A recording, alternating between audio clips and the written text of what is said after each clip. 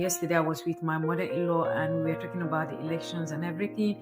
But I kept telling her, Kamala's not going to win. She didn't like it at first, because she was like, it's going to be something special, in her lifetime to have a female president. And I was like, it's not going to happen. I was like, didn't you see what happened to Hillary Clinton?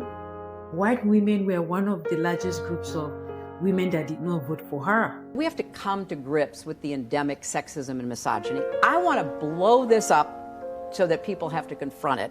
I would be asked questions like, well, why are you really running for president? As though there was something hidden or so unusual about a woman stepping forward and saying, I think I could be a good president. I hope you'll support me. Meanwhile, in Africa, we pledge to the people of Namibia to diversify our economy for our people to drive maximum benefit from our country's natural resources through value additions.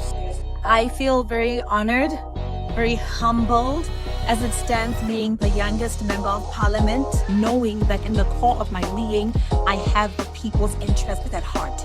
This is really big. We sense her gravitas, we appreciate her intellect.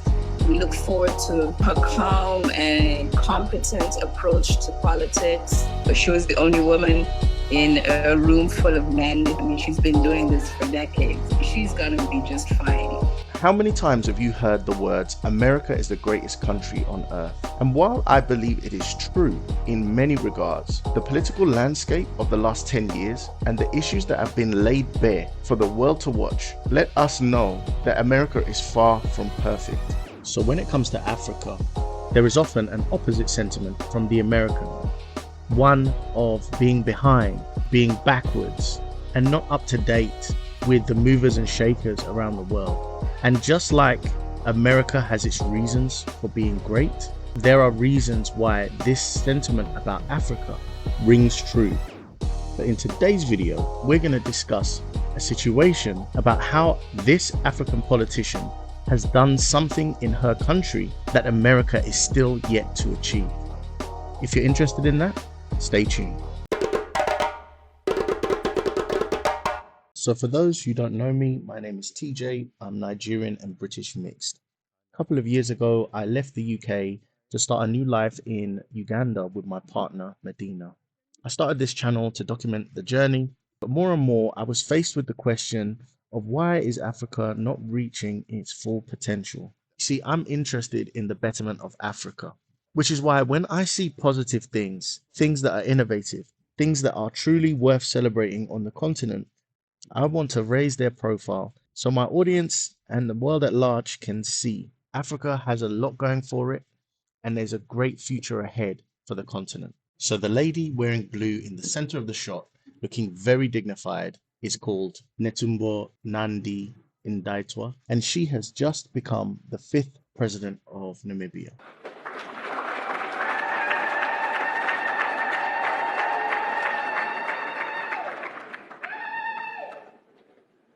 Please repeat after me.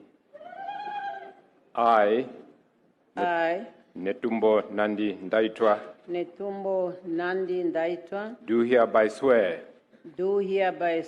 that I will strive to the best of my ability to uphold, protect, and defend as the supreme law the Constitution of the Republic of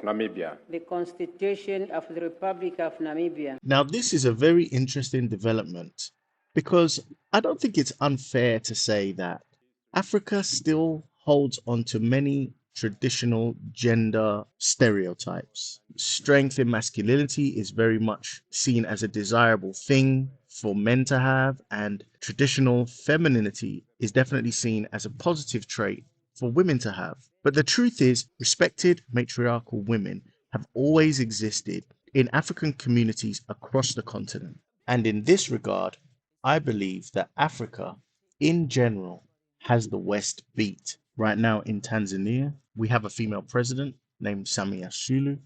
And just this month, a story came out from Botswana where we have Lesego Chombo, who at just 26 is the youngest cabinet minister in the Botswanan parliament. So with that being said, I would like to draw your attention to this tweet that highlights a quote from the newly elected president.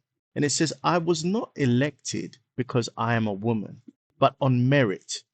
Women are capable members of society." So this statement made me contemplate the failure for Hillary Clinton and Kamala Harris to be elected to the position of presidency in the United States.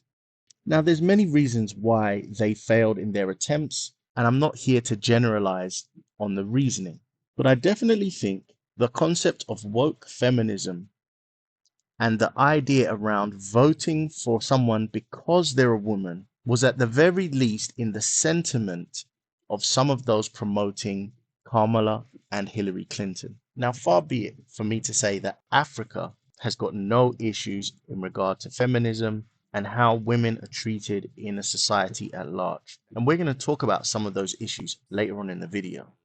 But in this regard, I would like to dismantle the idea that America are the leaders when it comes to finding the balance between masculinity and femininity and how those dynamics play out in the political sphere and even in the business sector.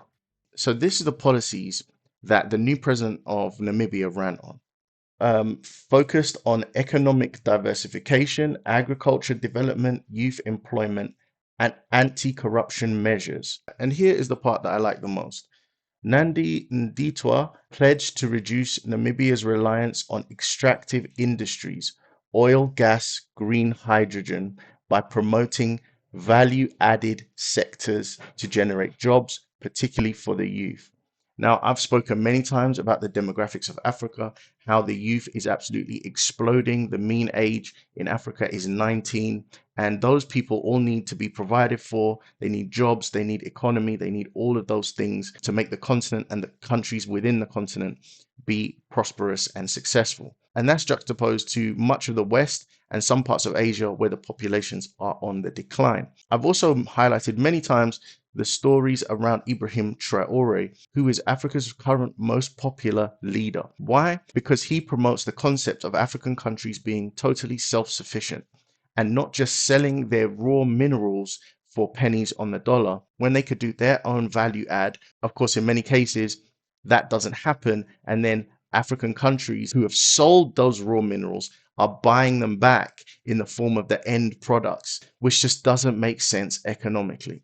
But alas, it's not all smiles and roses on the continent. And so I have to unfortunately point out where Africa has fallen behind. This is the story of Natasha Ugugan. And she is someone that has said that she has had sexual misconduct acted against her in a misogynistic environment in the Nigerian parliament. And when she brought these allegations forward, she was suspended from the Nigerian parliament. This is actually the second time that I've heard of inappropriate behavior happening towards her, yet she continues to fight. And I believe there's no place for this in politics in general.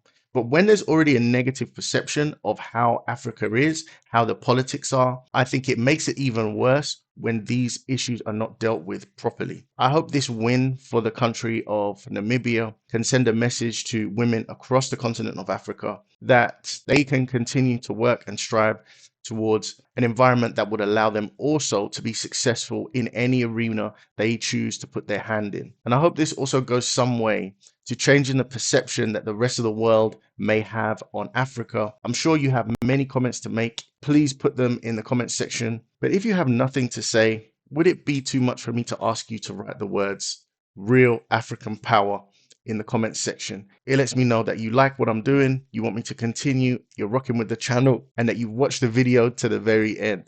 Thanks so much for watching, and I'll catch you in the next one. Peace.